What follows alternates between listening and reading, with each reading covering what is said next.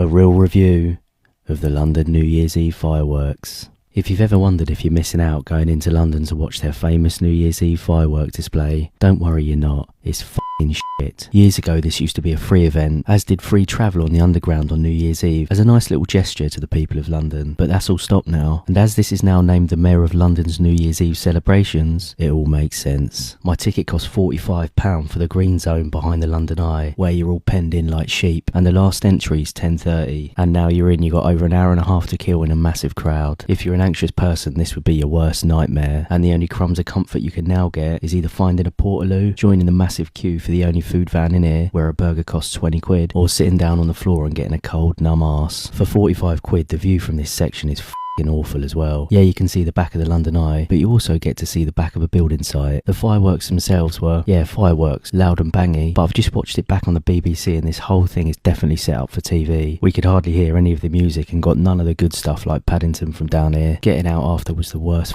bit. You're already cold and tired, and now all of the tubes around here are absolutely rammed and took ages to get anywhere near inside the station. Honestly, this is no exaggeration. It was one of the most pointless nights I've ever had. If you stayed in and watched it picked up under a duvet, well done, you did the right thing. What a waste of time. But anyway, Happy New Year. See you next time.